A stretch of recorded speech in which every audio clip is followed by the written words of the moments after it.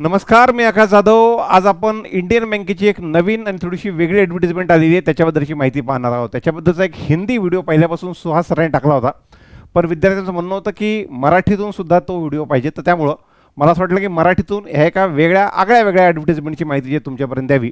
सगळ्यात महत्त्वाचं म्हणजे होतं असं की दरवेळेला कोणतीही एखादी परीक्षा असेल त्या परीक्षेला कॉपी करायचं जे काम आहे हे नॅशनलाइज बँकांच्या माध्यमातून होतं. सगळ्या बँका जास्त करून रिक्रुटमेंट स्ट्रक्चरमध्ये SBIला कॉपी करतात.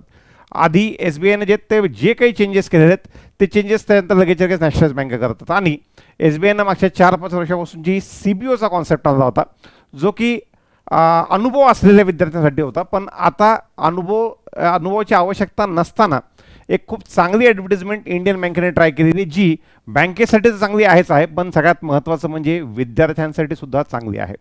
काय कशी ॲडव्हर्टिजमेंट आहेत तेच त्या सगळ्या गोष्टी आपल्याला ह्या शॉर्ट व्हिडिओच्या माध्यमातून पाहिजे होत्या. तर आपण लगेच त्या माहितीवर जात असताना एक अनाऊन्समेंट फक्त करायची होती की सध्याला आपण 15 ऑगस्ट निमित्त आपल्या जितक्या काही ऑनलाईन बॅचेस आहेत संकल्प 247 ॲपवर, ज्याचं आधीचं नाव होतं आय प्रथम, त्यावर आपण 35% डिस्काउंट जे ते ठेवलेले आहेत. जर का तुम्हाला संकल्प 247 सापडत नसेल तर फक्त ॲप अपडेट करून घ्या, कारण की जुनं जे आपलं आय प्रथम ॲप होतं जे आता संकल्प 247 झालेलं आहे.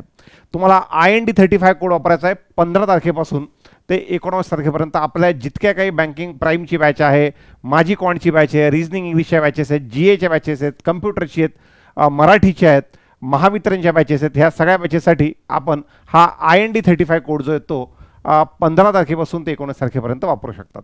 तर ही एक माहिती. आणि सोबत आपल्या ऑफलाईन आणि ऑनलाईन बॅचबद्दल सांगायची होती. आपली बँकिंग प्राईम 7.0 ही पुढची ऑनलाईन बॅच जी आहे ही आपली स्टार्ट होते 29 ऑगस्टपासून. आणि ह्यामध्ये 2 व्हरायटी विद्यार्थ्यांना विथ AFO आणि विदाऊट AFO असे 2 ऑप्शन्स आहेत. आणि सोबत आपली ऑफलाईन बॅच स्टार्ट होते छत्रपती संभाजीनगर इथं प्रारंभ 9.0 नावानं. तर ती बॅच आपली 26 ऑगस्टपासून सकाळी 7 ते 12 ह्या वेळेमध्ये स्टार्ट होणार आहे. तर आपण आता थोडंसं पुढे जाऊयात आपल्या आजच्या माहितीवर. आणि आजची जी माहिती आहे ती मी 2 टप्प्यात सांगेल. पहिल्यांदा ॲडव्हर्टिजमेंट वाचून दाखवतो आणि दुसऱ्या टप्प्यामध्ये ही जी काही एक्स्ट्रा माहिती आहे सोबतची, ही एक्स्ट्रा माहिती तुमचे महत्त्वाचे प्रश्न ह्या सगळ्या गोष्टी दुसऱ्या टप्प्यात सांगणार आहेत. यामध्ये जो महत्त्वाचा पार्ट आहे तो महत्त्वाचा पार्ट मी इथे हायलाईट केलेला आहे, सो दॅट त्याच्यामध्ये तुम्हाला तिथे फायदा व्हावा. सगळ्यात महत्त्वाचं पहिल्याच पेजवर एक दिले की the selected candidate shall be posted in the applied state only. 5 राज्यांसाठी जागा निघालेल्या आहेत. तामिळनाडू सोबत पुदुचेरी, त्यानंतर कर्नाटका, आंध्र तेलंगणाची सोबत महाराष्ट्र आणि गुजरात ह्या पद्धतीने वेकन्सीज ज्या आहेत त्या आलेल्या आहेत. आणि टोटल नंबर ऑफ वेकन्सीज 300 पैकी जर मी पाहिलं तर 40 जागा महाराष्ट्राच्या, 13% वाटा जो आपला लोकसंख्येचा वाटा आहे तेवढाच वाटा मी समजतो. तर त्यामुळं नंबर ऑफ वेकन्सी 40 आहेत महाराष्ट्रासाठी. पण जर का तुम्ही, पुन्हा एकदा सांगतो, तुम्ही मराठी सोबत कन्नड भाषेसोबत जर तुम्ही यूज टू असाल आणि तुम्ही असं तुम्हाला कॉन्फिडन्स असेल की आपण तिथली LPT पास होऊ शकतो, तर माझं असं म्हणणं होतं की 40च्या ठिकाणी तुम्ही ह्या कन्नड म्हणजे कर्नाटकाच्या 35 जागांना पण अप्लाय केलं पाहिजे, प्रोव्हाइडेड तुम्हाला LPTचा कॉन्फिडन्स असेल तर. तर त्यामुळं ही एक ॲडव्हर्टिजमेंट केलेली आहे, ज्यात इंडियन बँक म्हणते की आम्हाला त्याच राज्यात पोस्टिंग द्यायची आहे. आणि सोबतच तुम्ही स्केल 1 म्हणून जॉईन झाल्याच्या नंतर स्केल 2, स्केल 3, स्केल 4 म्हणजे 3 प्रमोशन आणि 12 वर्ष. त्यापैकी जे अर्लियर आहे तिथपर्यंत आम्ही तुमचं राज्य बदलणार नाही. अजून काय पाहिजे आयुष्यात? आणि सर नंतर बदललं तर प्रमोशन घेऊ नका, तुम्हाला आहे तिथे थांबता येईल. पण असं काही नसतं. प्रमोशन घेऊन तुम्ही जेही विद्यार्थी इतर राज्यांमध्ये गेलेले आहेत त्यांच्यामध्ये सुद्धा जाईपर्यंत किंतूपर्यंत असतो. गेल्याच्यानंतर म्हणतात जे आहे जसं चालू आहे तिथंच बरं आहे. कधी कधी एखाद दुसरा महाराष्ट्रातला वेडावाकडा व्हिडिओसुद्धा येऊन जातो आणि असं वाटतं की नको इथं पोस्टिंग. हे मला वाटणं जे ते स्वाभाविक आहे. सध्या रिसेंट घडलेल्या घटनांबद्दल मी त्याचा एक रेफरन्स देऊन तुम्हाला तेच ह्या व्हिडिओच्या माध्यमातून सांगत होतो. थोडंसं पुढे या. ॲप्लिकेशनची डेट 13 ऑगस्टपासून 2 सप्टेंबरपर्यंत आहे. पगार तोच जो POचा असतो तोच आहे 48,480. बरं, अजूनही त्याने याच्यात काय केलेलं आहे की जर का तुम्ही दुसऱ्या एखाद्या नॅशनलाइज बँकेतून येत आहेत किंवा सिमिलर पोस्ट ह्या पोस्टच्या लेवलनं दुसऱ्या बँकांमध्ये ज्या जागा आहेत त्यातून येत आहेत, तर तुम्हाला जास्तीत जास्त तुम्हाला 1 वर्षाचा अनुभव असेल तर ही पहिली इन्क्रीमेंट 2000ची तुम्हाला वाढून मिळेल. 2000 बेसिकमध्ये म्हणतोय बरं का मी. आणि जर का 2 वर्षाचा अनुभव असेल तर तुम्हाला 2 इन्क्रीमेंट वाढून मिळतील, म्हणजे 4000पर्यंत तुम्हाला बेसिक 48,480 न राहता 52,480 हे बेसिक वाढेल. ह्या पद्धतीनं पगार जिथे असणार आहे.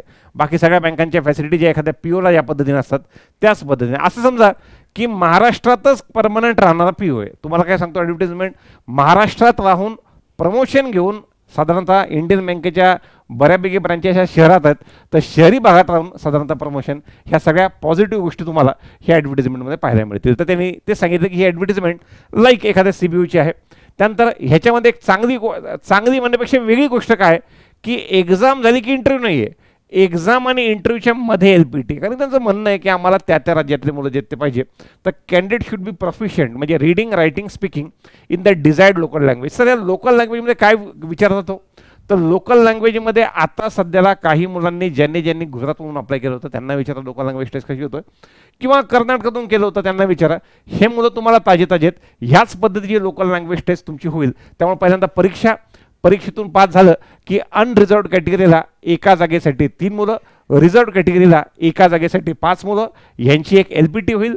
LPT ही फक्त क्वालिफाईंग असेल आणि त्यानंतर LPT तुम्ही क्वालिफाय झाला की इंटरव्ह्यू तुम्हाला अपेअर करायचं. अशा पद्धतीची प्रोसेस असणार आहे. बाकी तुमचं वेटेज जे आहे 80% वेटेज रिटर्न टेस्टला आणि 20% वेटेज इंटरव्ह्यूला असं असणार आहे. आणि जर का त्यांचं म्हणणं की पाहिजे तितके फॉर्म नाही आले तर अशा केसमध्ये आम्ही फक्त इंटरव्ह्यूवर सिलेक्शन करू. पण मला असं वाटतं असे व्हिडिओ बनल्याच्या नंतर ह्या पद्धतीनं लोकांनी इथे येऊन चिल्ला के स्कीम बताने के बाद में मला वाटत नाही की एक्झाम त्यांना घ्यावं नाही लागणार असं होईल, म्हणून त्यांना एक्झाम घ्यावीच लागेल. कारण की नंबर ऑफ ॲप्लिकेशन सायझेबल पद्धतीने असतील त्याची व्यवस्था आपण लोक करून घेऊयात. थोडं अजून पुढे मी ज्या इन्क्रीमेंटबद्दल सांगितलं तो एक पार्ट होता याच्यामध्ये. आणि त्याच्यामध्ये ते इन्क्रीमेंट कोणाला की जे लोक शेड्यूल्ड कमर्शियल बँकांमध्ये काम करतायत ह्या सगळ्यांना तुम्ही PO दुसऱ्या प्रायव्हेट बँकेत जरी असाल तुम्ही इन्क्रीमेंटला फक्त त्या लेवलची पोस्ट पाहिजे, एका लेवलची पोस्ट पाहिजे.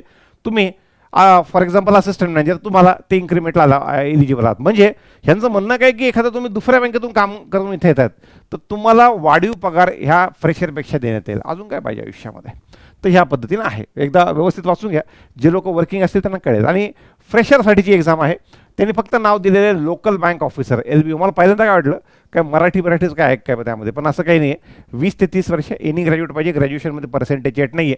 30 वर्षापेक्षा +3 मिळतील OBC कॅटेगरीच्या मुलांना आणि +5 मिळतील SC STच्या विद्यार्थ्यांना. हे असं. अजून पुढे त्याच्यामध्ये जो महत्त्वाचा पार्ट तुम्ही याच्यात बोल्ड करून ठेवलेला आहे, स्क्राईबसाठी 1 स्टेप बिलोचा कुठेही क्रायटेरिया नाही. त्यामुळं एनी अकॅडमिक स्ट्रीमचा मुलगा त्याला जे ते अप्लाय करू शकतो. थोडं अजून पुढे एक्झाम जी आहे हा पॅटर्न जर मी बघितला तर हा पॅटर्न मला IBPS POचा वाटतो. हां सर डिफिकल्टी लेवल काय असेल, IBPS POची असेल का, एखाद्या वेळेस असू शकतं. कारण की आता ह्या लेवलला SBI CBOची एक्झाम होते. CBOचा कसं असतं की मुलं जेव्हा CBOच्या एक्झामला जातात हे सगळेजण SBI CBOला जातात. ह्या सगळ्यांचं काय म्हणतात वर्किंग एक्झिक्युटिव्ह असतात हे लोक, तेव्हा अभ्यासाची टच सुटलेला असतो. ह्या लोकांना परीक्षा खूप अवघड वाटतात. तर ह्याचंसुद्धा पेपरची डिफिकल्टी लेवल मॉडरेट टू हाय असेल. असं समजा की RRB PO मेन्स लेवलचा पेपर असेल किंवा त्यापेक्षा समजा अवघड आला तर IBPS PO मेन्सपेक्षा सोपा असेल. IBPS PO मेन्सपेक्षा सोपा आणि RRB PO मेन्सच्या लेवलपर्यंत साधारणतः पेपरची डिफिकल्टी लेवल असणार. सर मला सांगा, मी ह्या वर्षी आता 24चा ग्रॅज्युएट आहे, मी 24चा ग्रॅज्युएट आहे आणि आत्ता मी तयारी स्टार्ट करतोय, तर मी ही एक्झाम का दिली पाहिजे? दादा नेहमी चान्स येत नाही तुम्हाला तुमचं जनरल अवेअरनेस चेक करायला. स्वतःचं जनरल माणूस सगळ्यात जास्त कशातून शिकतो की 40 प्रश्न वाचून येतो, मग गेल्यावर त्याला कळतं की मला यातलं काहीच येत नाही. मग मला यातलं काहीच येत नाही तर मग मी काय केलं पाहिजे, तर मी GAची तयारी चालू केली पाहिजे. अर्थात एक्झाम दिली की विद्यार्थ्यांना हे सुचतं की आपण ही तयारी जी ते वाढीव केली पाहिजे. तर एकच परीक्षा आहे त्यामुळं ह्या पद्धतीने जायला हरकत नाही. सोबत सर कम्प्युटरचं काही येईल का, तर कम्प्युटरचं काही नाही. रिजनिंग आणि कम्प्युटर म्हणलं तर कम्प्युटर म्हणजे इनपुट आउटपुट असतं, मशीन इनपुट आउटपुट असतं, बाकी काही नसतं. असं कम्प्युटरचे काय म्हणतात हे वाले प्रश्न तुम्हाला वेगळी तयारी करायची नाही, फक्त रिजनिंग करायचं, सोबत इनपुट आउटपुटचा एक सेटची तयारी ठेवायची की हे येऊ शकतं म्हणून. ते आहे असं. बाकी निगेटिव्ह मार्किंग 1/4 आहे. मी आता तुम्हाला सांगितलं एका जागेसाठी 3 विद्यार्थी अनरिझर्वचे आणि एका जागेसाठी 5 रिझर्व कॅटेगरीचे घेतील. बाकी जर एक्झाम झाली तर 80% वेटेज रिटर्नला, 20% इंटरव्ह्यूला, आणि एक्झाम नाही झाली तर इंटरव्ह्यू एकच पार्ट होतं, 100% वेटेज इंटरव्ह्यूला असणार आहे. तर ह्या पद्धतीनं आहे. त्यानंतर तुम्हाला एक बॉन्ड साईन करायचा आहे. बॉन्ड 2 लाखाचा असेल आणि ते तो जो आहे तो किती महिन्यासाठी आहे, 2 वर्षासाठी किती, 2 year of service from date of joining, या 2 वर्षासाठी 2 लाखाचा बॉन्ड असेल. बरं सगळ्यात महत्त्वाचं कसं आहे, काही लोक बापरे 2 लाखाचा बॉन्ड, तुम्ही पगार मोजा, तुमच्या 3 महिन्याचा पगारसुद्धा यांच्या 2 लाखापेक्षा जास्त आहे, 3 महिन्याचा. बरं, तुम्ही ही नोकरी सोडतायत, 70,000 80,000चा पगार असलेली नोकरी सोडतायत तुम्ही, ही सोडतायत आणि सोडून तुम्ही दुसरीकडे चाललेले आहेत. अरे दुसरीकडे तुम्ही याच्यापेक्षा मोठी नोकरी बघाल, मग मोठी नोकरी बघाल तर तुमच्या 2 महिन्याचाच पगार चालला आहे, त्यामुळे बॉन्ड अमाऊंटचं टेन्शन घेऊ नका. इथं नोकरी लागायची पहिल्यांदा जाऊ देता, मला बोलायला लावू नका. ॲप्लिकेशनची प्रोसेस IBPSचं जसं टिपिकल ॲप्लिकेशन होतं बिलकुल त्याच पद्धतीने ॲप्लिकेशन आहे. मला सोबत तुम्हाला कट ऑफ डेट सांगायची होती, ती मी विसरलो सांगायची. पहिल्यांदा तुम्हाला कट ऑफ डेट सांगतो की कोणत्या डेटला तुमचं वय आणि बाकी सगळ्या गोष्टींचं कॅल्क्युलेशन जे ते होणार आहेत. हां, हे वय इथं दिलं होतं की 1 जुलै 2024 तुमचं डिग्री सर्टिफिकेट हे 1 जुलै 2024च्या आत आलं पाहिजे. वयसुद्धा ॲज ऑन 1 जुलै 2024ला होईल आणि वर्क एक्सपिरियन्स तर काही लागत नाही त्याला, पण जे काय आहे ते कॅल्क्युलेशन 1 जुलैला होईल. सर माझं ग्रॅज्युएशनचा निकाल 2 जुलै किंवा 3 जुलै किंवा 4 जुलैला लागलेला आहे, तर अशा केसमध्ये आपल्याला ह्या एक्झामला अप्लाय करायला थांबावं लागेल, नवीन कोणती ॲडव्हर्टिजमेंट पाहावं लागेल. ठीक आहे, थोडं अजून पुढे अजून जर आपण आलो इथं ॲप्लिकेशन फीस 2च मिनिट. हाऊ टू अप्लायवर आलो. हाऊ टू अप्लाय वर सांगणं तुम्हाला लोकांना आहे की IBPSचा फॉर्म कसा भरायचा, म्हणजे पुन्हा एकदा बालवाडीतल्या मुलाला वॉटर बॅग दिल्यासारखं गळ्या गालावर एक असा टिप्पा दिल्यासारखं हे असं आहे, त्यामुळे मी ते काही सांगत नाही त्यामध्ये. ते तुम्हाला माहिती आहे 1000 रुपये एक्झामसाठीची फीस आहे, जी थोडी जास्त आहे मला माहिती आहे, पण मग कॉम्पिटिशन कमी असेल. 175 असेल SC ST PWD विद्यार्थ्यांना. बँकेच्या वेबसाईटवर जाऊन तुम्हाला फॉर्म जो आहे तो भरायचा आहे. थोडा अजून पुढे हां, ते 1 जुलैपर्यंत तुमचं ग्रॅज्युएशन बाकी सगळ्या गोष्टीची जी कट ऑफ डेट जी आहे ते 1 जुलै असणार आहे. सर माझ्याकडे OBC EW सर्टिफिकेट नाही, काढून घ्या.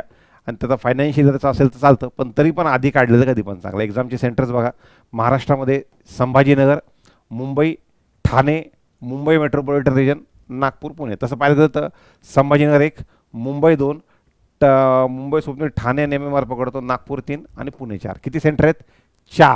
4 सेंटर आहेत.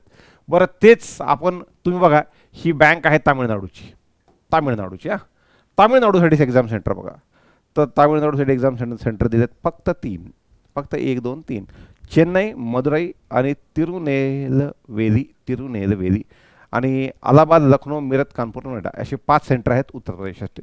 ह्या पद्धतीनं एक्झामचे सेंटर असणार आहेत. आपल्याकडं sufficiently high number of centres आहेत. मस्त खर्च कमी करायचा असेल तर ट्रेनचा सहारा घ्यायचा आणि ट्रेनच्या पद्धतीने तुम्हाला एक्झामला जावं लागेल. आता थोडंसं पुढे ह्या एक्झामचे फायदे तोटे तुम्हाला सांगतो. पटत असेल तर पाहणे तर द्या सोडून. ही लुक्स लाईक CBO, पण ज्याला कसलाही अनुभव लागत नाही. SBI CBO काय तर आम्हाला अनुभव द्या. इथं कसल्याही अनुभवाची आवश्यकता नाही, फ्रेशरसाठीच हा जॉब आहे.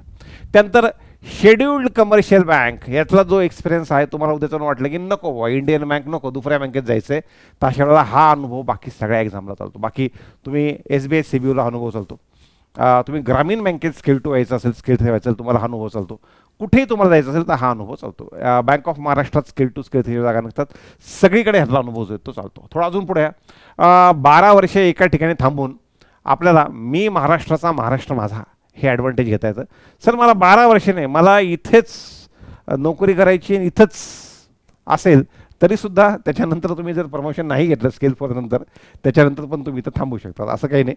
जर का प्रमोशन नाही घेतलं, प्रमोशन घेतलं तर बँकेच्या मॅक्सिमम ब्रांचेस जे आहेत त्या साऊथला आहेत, तर एखाद्या वेळेस तुम्हाला साऊथचं एखादं स्टिंट तुमच्या नोकरीमधली जी आहे ती असू शकते.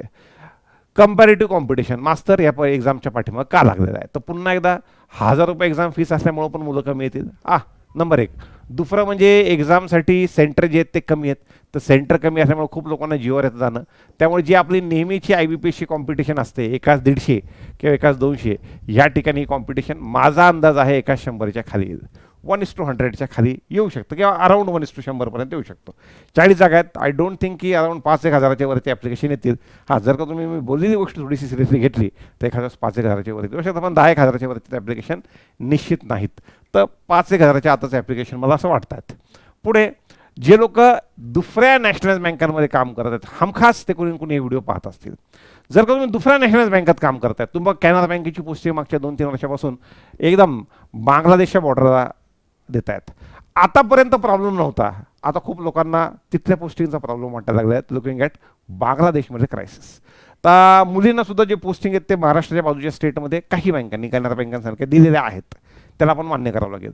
मग आता ही अशी बँक आहे सगळ्यात महत्त्वाचं म्हणजे टॉप 4 टॉप 5मध्ये येते. आपल्या नॅशनल बँकांमध्ये पंजाब नॅशनल बँक, त्यानंतर तुमची बँक ऑफ बडोदा, त्यानंतर युनियन बँक ऑफ इंडिया आणि त्यानंतर इंडियन बँक, ह्या 4 बँकांच्या हिशेबाने जी ती ही त्या पद्धतीने बँक असणार आहे. त्यामुळं इतर नॅशनल बँकांच्या विद्यार्थ्यांना जर का वाटत असेल की घर आजा परदेसी तेरा देश बुलाय रे, तर अशा वेळेला इथे येण्यासाठी चांगला चान्स आहे. ग्रामीण बँकेमधल्या मुलांना असं म्हणतं की यार ठीक आहे, मी शहरी बॅकग्राऊंडचा मुलगा होतो, मला नको ग्रामीण बँकेमध्ये, मला नको इथे पोस्टिंग, मला नको इकडे हे, मला हे प्रॉब्लेम ते प्रॉब्लेम असं काही वाटत असेल तर पुन्हा नॅशनलाइज बँकेमध्ये येण्यासाठीच फायदा आहे. बरं, ही अशी नॅशनलाइज बँक आहे ज्यांचे महाराष्ट्रातल्या ब्रांचेस जास्त करून शहरी भागामध्ये आहेत, तर तो एक फायदा होतो. ही बँक आहे इंडियन बँक, म्हणजे इंडियन बँक आणि अलाहाबाद बँक ह्या दोघांना मर्ज करून इंडियन बँक झालेली आहे. त्यामुळे ह्याच्या आधी सुद्धा इंडियन बँक आणि अलाहाबाद बँकेच्या मॅक्सिमम ब्रांचेस ह्या शहरामध्ये होत्या. त्यामुळे मला असं वाटतं तो एक ॲडेड ॲडव्हान्टेज आहे. आणि जे लोक प्रायव्हेट बँकेमध्ये करतायत तर त्यांना तर माहितीच आहे, त्यांना वेगळं सांगायची गरज नाही पडली पाहिजे की आपण कोणत्या परिस्थितीतून सध्याला चाललेलो आहोत, काय सेल्स प्रेशर टार्गेट अमकं डमकं, त्याच्यापेक्षा इथं कधी चांगलं, तर त्यांना वेगळं सांगायची गरज नाही. त्यानंतर सर, ह्या बँकेच्या प्रायव्हेटायझेशनचे काही चान्सेस आहेत का? तुम्ही एक साधा विचार करा. ह्याच्या आधी पण खूप वेळ जे ते आपले फायनान्स सेक्रेटरी असतील, आपले RBI गव्हर्नर असतील, हे म्हणले की आम्हाला आमच्या हक्काच्या 4-5 ज्या आहेत त्या स्ट्रॉंग बँका ज्या आहेत त्या लागतात. आता स्ट्रॉंग बँका लागत असताना SBI तर कोणी पण ठेवणार हमखास. भारताचं 25% इंजिन हे एका बँकेवर चालतं. 50 कोटी अकाउंट सांभाळतात SBI बँक, आपले 50 कोटी, जे कितीतरी देशांच्या लोकसंख्येपेक्षा जास्त हे SBI मध्ये अकाउंट्स आहेत. आता ह्याच्याशिवाय आता ज्या बँका ठेवतील ते निश्चितच वेगवेगळ्या रिजनमध्ये त्याचं प्रभुत्व असलं पाहिजे अशा बँका ठेवतील. तुम्ही बघा, वेस्टर्न रिजनला प्रभुत्व कोणाचं आहे? बँक ऑफ बडोदाचं आहे, ठेवावंच लागेल. नॉर्दर्न रिजनला कोणतं आहे? पंजाब नॅशनल बँकेचं आहे, ठेवावंच लागेल. आता याच्यामध्ये 2 पार्ट राहतात, एक आहे सदर्न इंडिया आणि एक आहे ईस्टर्न इंडिया. आता अलाहाबाद बँक जरी नाव अलाहाबाद असेल तर तिचं हेडक्वार्टर होतं कोलकात्याला, आणि ती बँक मर्ज झालेली आहे याच्यामध्ये, ह्या इंडियन बँकेमध्ये जी आहे चेन्नईची. तर त्यामुळं ह्यांच्या मॅक्सिमम ज्या ब्रांचेस आहेत त्या पलीकडच्या ईस्टर्न आणि सदर्न पट्ट्यामध्ये आहेत. आणि सदर्नमधली एकच बँक सध्याला शिल्लक आहे, ती म्हणजे इंडियन ओव्हरसीज बँक, जी ह्या दोघांच्या इंडियन बँकेपेक्षा छोटी आहे. आणि वरती अलाहाबाद बँक, म्हणजे आता अलाहाबाद बँकेच्या सोबत युको बँक होती, ती सुद्धा छोटी बँक आहे. उद्या चालून मर्जिंग झाली तर ह्या बँकांचीच मर्जिंग इंडियन बँकेमध्ये होऊ शकते, किंवा लुकिंग ॲट टेक्नॉलॉजी आणि बाकी सगळ्या गोष्टी पाहता. म्हणून एक चांगली संधी तुम्हाला आहे. ह्या बँकेच्या प्रायव्हेटायझेशन चान्सेस वाटत नाही, कारण की ह्या स्ट्रॉंग 4-5 बँकांमध्ये आता सध्याला इंडियन बँक आलेली आहे. आणि याच्या मॅक्सिमम ब्रांचेस अर्बन साईडला असल्यामुळं ज्या लोकांचा कम्फर्ट हा अर्बन ठिकाणी काम करायचा आहे अशांना एक चांगली संधी ह्या निमित्तानं आहे. आणि प्रमोशन पॉलिसी वेगळी सांगायची गरज नको. त्यांनी सांगितलं की पहिल्या 12 वर्षामध्ये आम्ही स्केल 1 पासून ते स्केल 4 पर्यंत तुम्हाला जे ते चान्स देणार आहोत. आणि स्केल 4ला चान्स दिल्याच्या नंतर तुम्हाला वाटलं की पुढचे प्रमोशन घ्यायचे, तर अशा वेळेला तुम्हाला एखाद्या वेळेस होऊ शकतं की तुमचं ठिकाण जे ते सोडावं लागू शकतं. पण इथपर्यंत तुम्ही तुमच्या राज्यात राहून हे प्रमोशन जे ते घेऊ शकतात, जे की IBPS PO मधून सुद्धा IBPS PO मधून सुद्धा लागल्याच्या नंतर, बँक ऑफ महाराष्ट्रात लागल्याच्या नंतर सुद्धा पॉसिबिलिटी आहे महाराष्ट्रात थांबायची. पण एखाद्या वेळेस 1-2-3%, 4% चान्सेस असतात की दुसऱ्या राज्याला जावं लागेल, जे की चान्सेस राहतात. पण ह्या केसमध्ये त्यांनी बॉन्डवर लिहून दिलं, का नोटिफिकेशनमध्ये लिहून दिलं की 12 वर्षामध्ये तुम्हाला इथं थांबून स्केल 4 पर्यंत प्रमोशन जे ते देतो. तर ही माहिती मला ह्या व्हिडिओच्या माध्यमातून जे ते तुमच्यापर्यंत सांगायची होती. मला असं वाटते की याच्यातून तुम्हाला हे सगळे अपडेट आणि सगळ्या गोष्टी ज्या त्यातून कळाल्या असतील. काही डाऊट असतील तर त्या कमेंटमध्ये टाका. आणि सोबतच जे इतर विद्यार्थी बँकेच्या परीक्षांची तयारी करत आहेत त्यांच्यापर्यंत आमचा मेसेज, आमचा ऑफरचा मेसेज असेल आपल्या इंडिपेंडन्स डेचा, तो सुद्धा पोचवायचा आहे. खाली काही अपडेट दिलेत तर ते अपडेट नवीन तयारी करणाऱ्या विद्यार्थ्यांपर्यंत पोचवा आणि अशाच पद्धतीने आपली तयारी पुढे कंटिन्यू ठेवा. धन्यवाद.